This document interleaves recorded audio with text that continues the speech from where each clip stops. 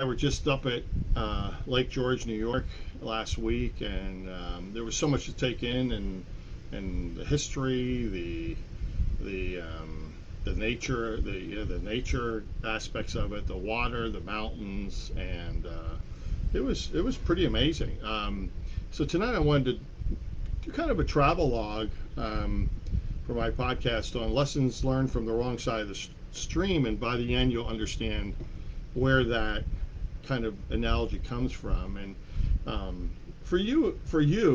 don't know what your reasons are to get away. What are your goals? Is it is it is it just to get away like me, or to see cool things like I like to see cool things, to see historic things, or maybe you like to sit by a shoreline, or maybe you like to get into the wilderness and away from the hustle and bustle, maybe the urban environment or your job, or maybe you like to go to an exotic place, and maybe there's some other things and some other reasons that you like to get away, um, and I have left it off the list. I mean, I love going to Disney World, and it costs a great deal of money, and it's something I can't do all the time. I like to go to London or maybe to Ireland, but that, again, these cost big money. So I don't always get to do that. But but vacations are not a luxury, are they? They cost money, and they can cause their own kind of stress. Like I said, if you go to Disney, you need a vacation from the vacation to kind of wind down. Um, and it's said, by the way, that vacations are a necessity for a well balanced and healthy life.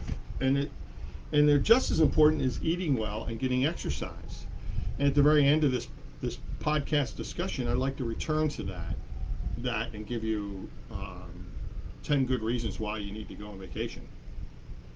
So taking a holiday, for most of us, or a vacation, my wife would say holiday and I say vacation, but whatever it is, it often looks like what yours probably looked like with your parents as you were a child.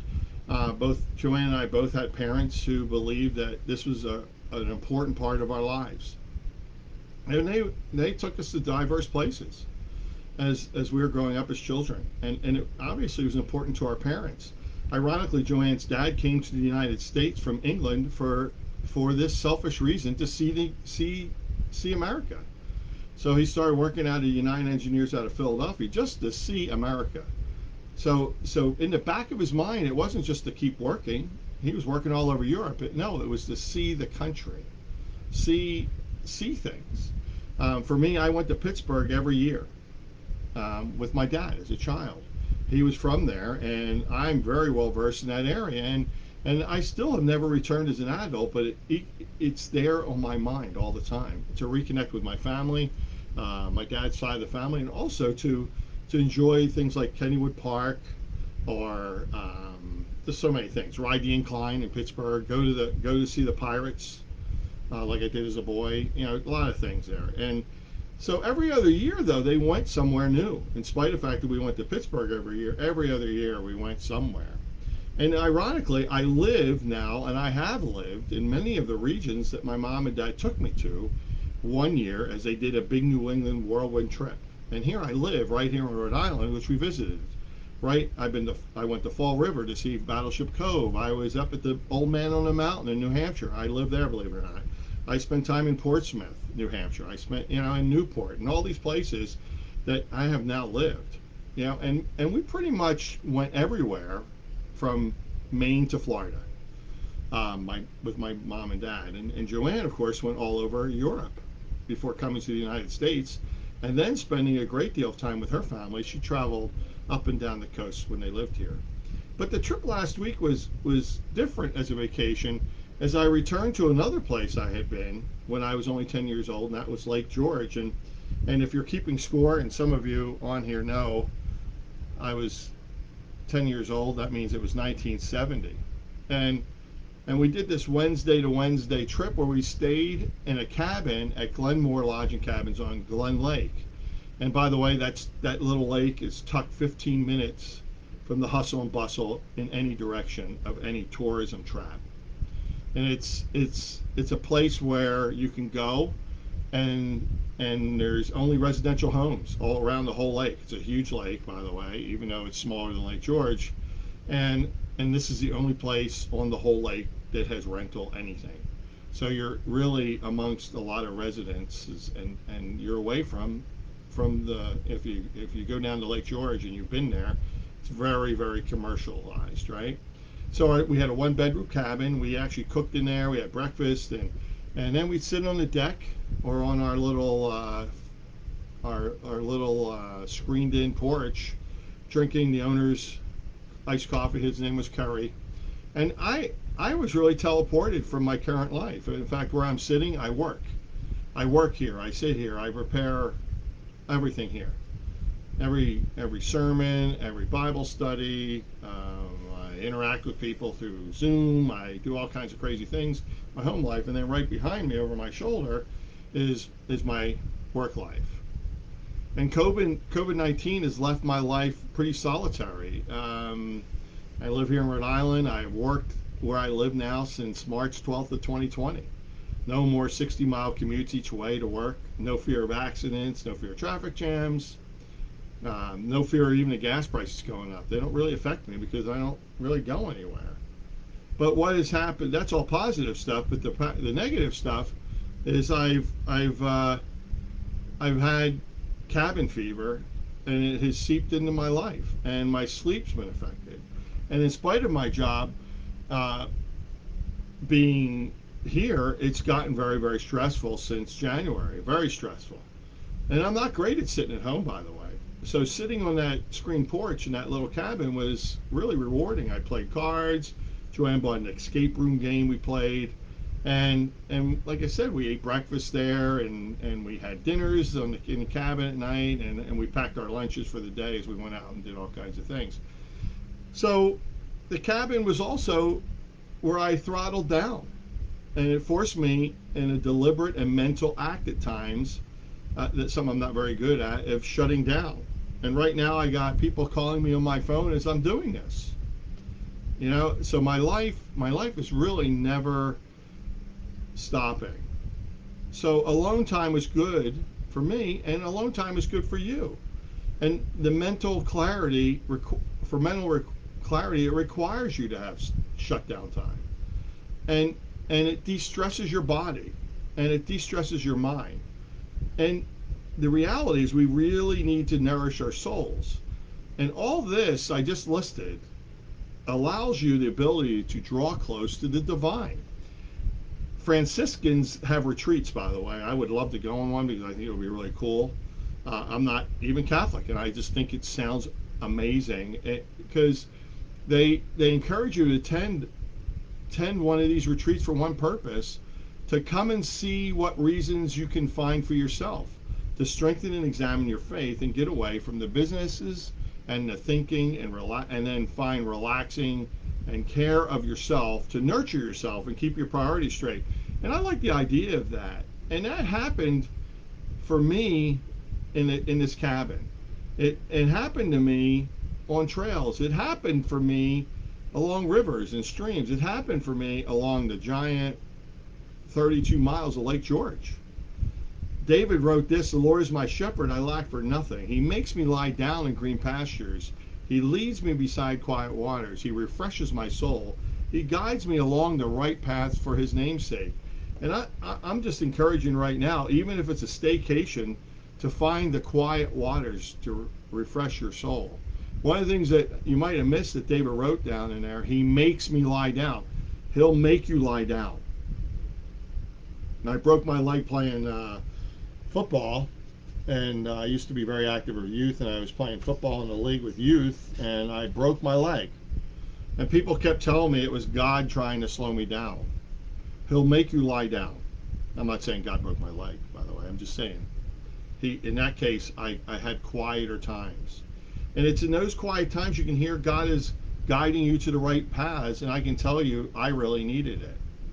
Because it's been a hectic 6 months on this program.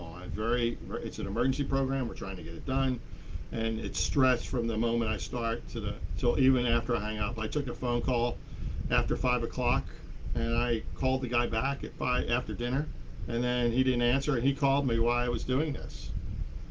So I'm telling you, we need a vacation. So part of my trip was I love history. I have inherited my great aunt's family tree. My mother actually did a lot of yeoman's work on it, and I kept up that work and kind of kept it going with ancestry. And once in a while, you find yourself, you know, related to famous people in your background. My famous one is I'm a direct descendant of King Robert the Bruce, and that usually gets people's attention. I don't know if you've heard of Benedict Arnold, but he was the hero of Battle of Saratoga, and I stood at his monument that has not even his name on it. And Ethan Allen at Fort Tigerona capturing cannon needed by George Washington to get the British out of Boston. I saw all these things, and I learned about how General Louis Joseph de Montcalm laid siege on Fort Henry. And I'm bowled over by all this entire scope about Fort Henry in the Battle of Lake George in 1755. And if you ever read James Fenimore Cooper, Last Mohicans, it surrounds around this history. And by the way, he was the first person to ever do fiction based on nonfiction, where he sews in fake people with real people of history. And it was written a long time ago. And if you ever read Killer Angels, which was made into a movie called Gettysburg, Michael Sherrod did the same thing, and he won a Hugo Award for that book with fictitious characters so dialogue could happen. So you have real dialogue, you have fake dialogue. So here I am out learning about the French and Indian Wars, and I find out I'm standing below the monument of my 9th great grandfather who died in the Battle of Lake George. His name was King Hendrick. His original name is Tayanoga, and he was a Mohawk chief and a close political ally with William Johnson and the English. And his father was Mohegan, his mother was Mohawk. He once met Queen Anne in England. By the way, he was dubbed King Hendrick by Queen Anne, and he frequently joined the English attacks against the French during this time. And by the way, he embraced the Christian faith and was baptized as Hendrick in the Dutch Reformed Church in 1692. So this is all very exciting, I'm sure, for you. But when you are trying to get yourself centered again, and you start learning that you are standing beneath a monument that is your great-grandfather, 9 times over, by the way, it's moving. It's moving. And the writer of Hebrews wrote this: therefore, since we're surrounded by such a great cloud of witness, let us throw off everything that hinders us and the sin that easily entangles us. And let us run with perseverance the race marked out for us, fixing our eyes on Jesus, the pioneer and perfecter of faith. For the joy set before him, he endured the cross, scorning shame, and sat down at the right hand of the throne of God. Consider him who endured such opposition from sinners, so that you will not throw off weary and lose heart. And here I am with my ancestor who endured so much hardship and died at the Bloody Pond, it's called, during the Battle of Lake George. And you have to realize that from this, you've gained a lot of rights from these battles. You've gained the right for freedom and expression, to speak. You have the right to free trial. You have the right to an unperturbed media. You have the right to vote freely in public open elections, and you have the right to do what I'm doing right now amongst free speech, to worship my God in a free setting. Never forget what people did, like my ancestor King Hendrick, for our freedoms. And Fort William was a place at the crossroads of what 20 years later would be what I just described in 1776, and they produced that. And the reality was, this trip was a lot of that. And I'm out driving around and looking around. We saw Lake George from every side, including on the water. I already mentioned it extends 32 miles. At its widest, it's 3 miles wide. And it connects to Lake Champlain via the Lachute River at the northern point. We saw all of it. There's so many forts and fortified positions. I only saw 3 while I was there. And as you drove in these great vistas and you're moved by the lush landscapes and the cobalt blue base of that water, you just feel refreshed. And you realize that the very rich and wealthy have built there and lost stately homes, just like Newport, Rhode Island, or if you ever go into the Lenox area of Massachusetts. These people from New York, they wanted to escape the heat, and so they built these homes. And Lake George was being very developed at a very early point um, in the 1800s, as early as the 1800s. And most of those homes, believe it or not, have burned down now and have been replaced by more plush homes.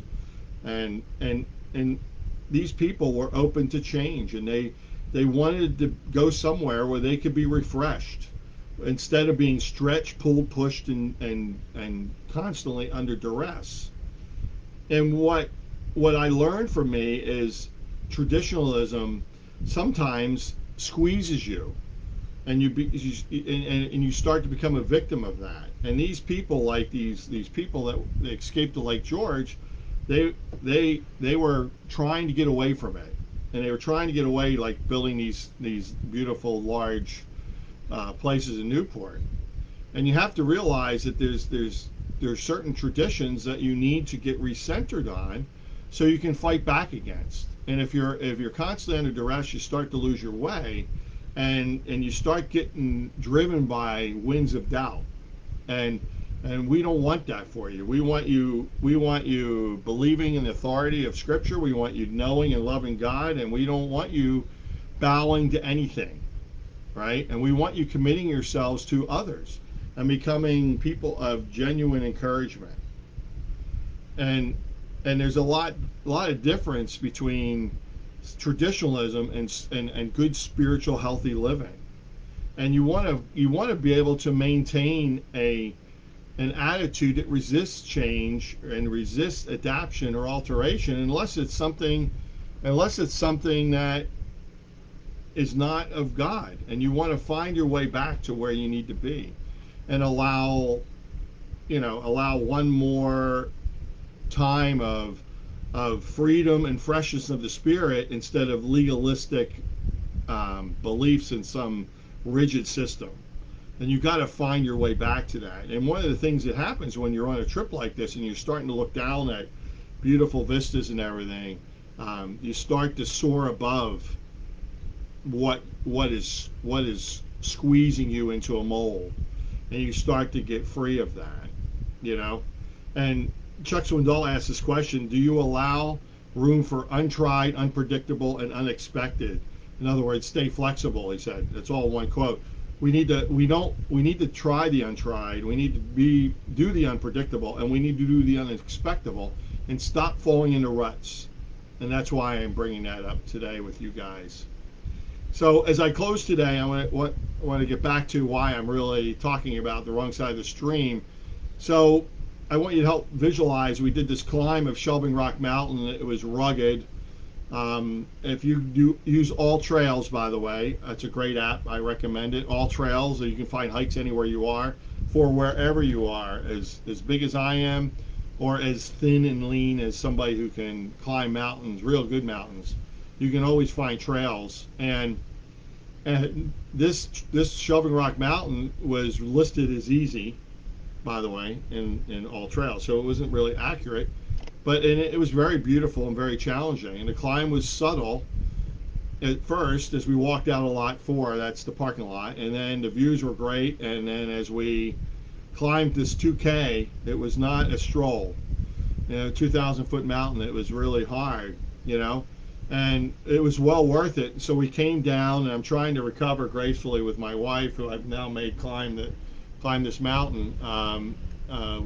I drive down to Lot 1 because I knew there was a waterfall there, and it was jammed, by the way. Lot 4 had nobody in it. Lot 1 had so many cars, and you couldn't get in it. By the way, we drove up 6 miles of packed dirt to get there. It was not like off the paved road. This was up in the middle of nothing. So this is not commercialism. This is a real, no kidding, in the hills of that area. And so we get into the parking lot. Joanne used the bathroom there. There was a porta potty there. And the people that pulled in with us, they had already left. So we start walking out of the back of the parking lot. And we think we find the trail, and we simply lost the trail. or just walking along and out of the rear of the parking lot, and suddenly I don't know even where the trail is.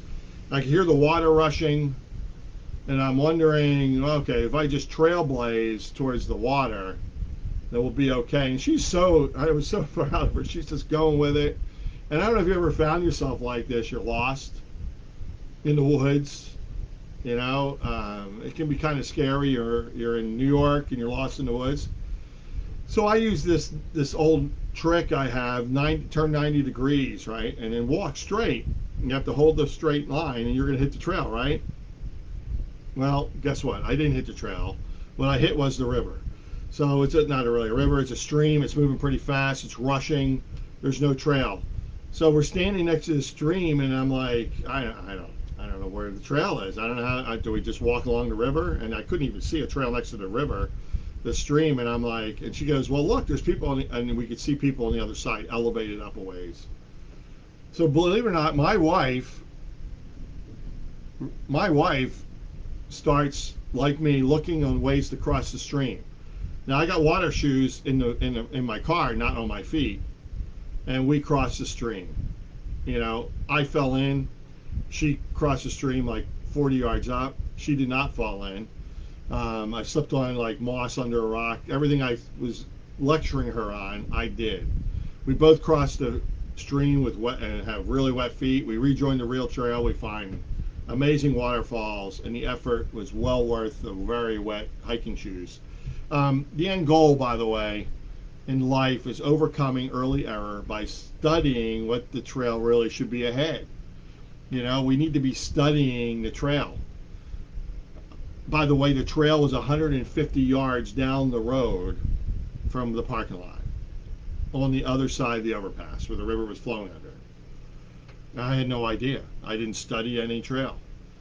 And Paul wrote this in Romans. We know that in all things God works for the good of those who love him, who have called according to his purpose. And so I've messed up here. I'm on the wrong side of the stream. I made a bad decision, and I've done all the above. And maybe you have too in real life. But guess what? None of those failures have changed God's call on your life one bit. Just like me on the wrong side of the river. And God has been calling you since birth, and he's affirming you, and he's going to always keep you forever, permanently on the road eventually. Even if you're way off the road, he's trying to get you back on the road. And what mistake from your past you fear God can't use, and how have you seen other people overcome their failures to get that call back? And how often are you encouraged by the truth that God doesn't waste any pain in your life, like me falling in, right? So Paul became a believer. He was not a good guy. He drugged people out of their homes. He drug them into the street. He threw them in jail. He had people stoned.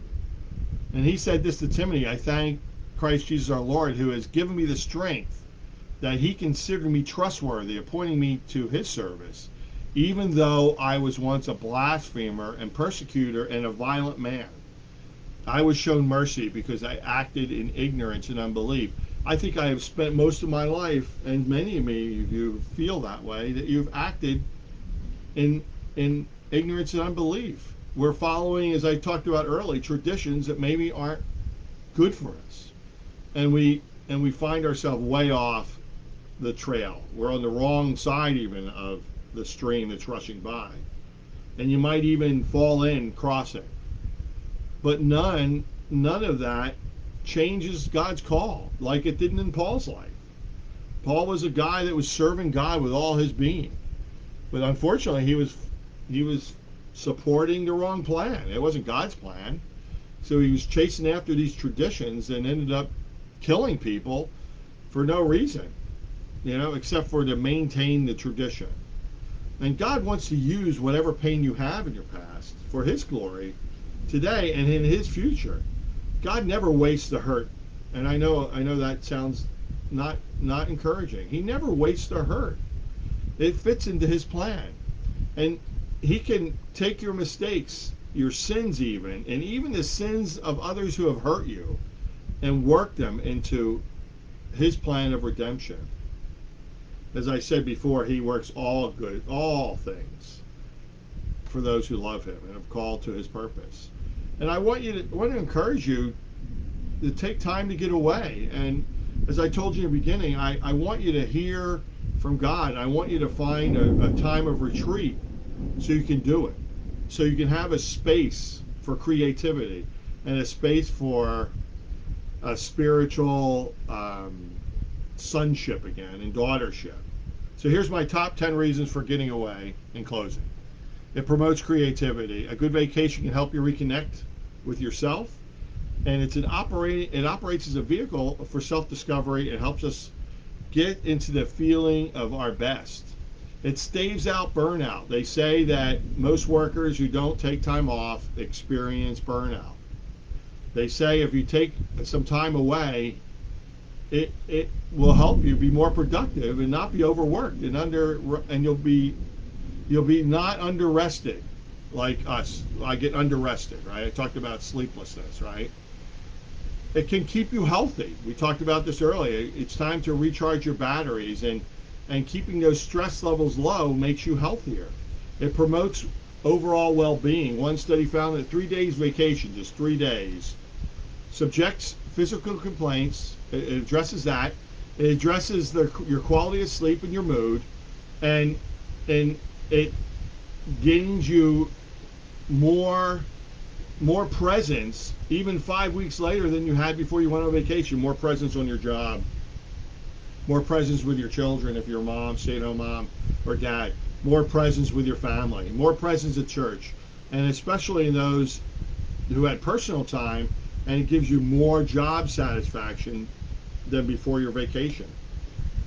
It strengthens your bonds. You have more time with loved ones, and you keep your relationship strong, helping you to enjoy good times and helping you to through the stress of the hard times. Arizona, I know this is crazy, I don't live in Arizona. Arizona Department of Health and Services found that women who took vacations are more satisfied with their marriages.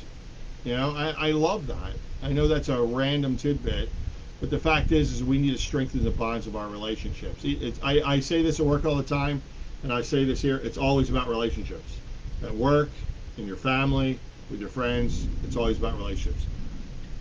Can help you with your job performance. The study I just suggested earlier also stated psychological benefits that come with more frequent vacations increases the quality of life, and that can lead to an increased quality of work on the job. Again, it relieves stress in lasting ways. It comes to no surprise that we have plenty of free time to bring stress relief, but a good vacation, they said, they experience fewer days of stress at work than before they had left. That means a vacation is a gift to yourself that keeps on giving. And the bottom line is a good amount of time away from life stresses the daily life that gives us a break so we can return to our lives refreshed and better equipped at whatever comes. Why not everyone, by the way, is able to take a vacation. Even if you take a few days or a 4-day weekend like you monopolized on the 4th of July maybe. You took Friday off, so you have 4 days off. It shows the 4-day long weekend also has the same effect on well-being from recovery and strain and perceived stress that can last as long as 45 days. I'm telling you, take some time, get away. If it's a Franciscan retreat, like I mentioned earlier, do it. It's awesome. I so appreciate you listening to me, and to me, just talking to you is like a staycation or playcation too. And I hope you'll join me next time. It'll be much shorter. And I thank you for listening to Lessons on the Wrong Side of the Stream. Next time we're going to look at sound choices don't always make life perfect, but it gets you where you're supposed to be. Thanks for listening. I'll talk to you next time. Take care.